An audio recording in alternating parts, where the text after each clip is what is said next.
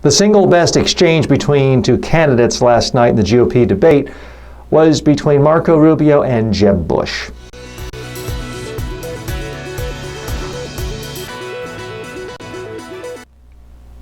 By the way, I'm putting a link below. You can see the exchange for yourself. But Jeb Bush is clearly troubled by the rise of Marco Rubio.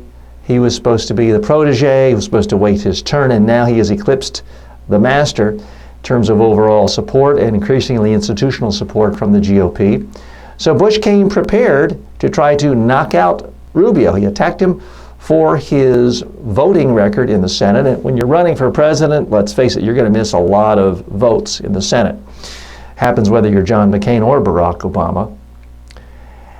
And he hit him. He had a particular soundbite basically saying, are you working some sort of French work week, only 3 days a week? And anytime you attack the French, if you are a conservative or Republican, that often resonates well. But Marco Rubio was ready. He handled it perfectly. For starters, just his body language. He didn't look down. He didn't look awkward. He didn't look like a little schoolboy chastised.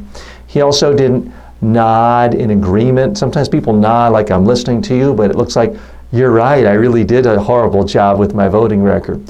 He just looked at him, gave him respect, but didn't nod his head, didn't look down, didn't look angry, didn't look impatient. And then, boom, he hit back and pointed out, well, Senator, you said Governor Bush, you said you wanted to run your campaign like Senator McCain. Senator McCain missed a tremendous number of votes when he ran for president as a sitting senator. It didn't seem to bother you then. And apparently now you've had advisors tell you you have to attack me. The implication is, aren't you weak and pathetic? Every observer across the political spectrum thought that Marco Rubio clearly won this. Bush seemed almost chastised. He seemed to almost slink off the stage after that. And he spoke proportionally less than all but one other candidate in the debate. Not a good night for Jeb Bush. A good night for Marco Rubio, although while he's increasingly gaining support among the establishment and the media, his money hasn't gone up that much, and his support in the polls and in key states like Iowa and New Hampshire has not gone up that much. But he is getting a lot of good press from this debate as well as previous ones. He is someone to keep your eyes on.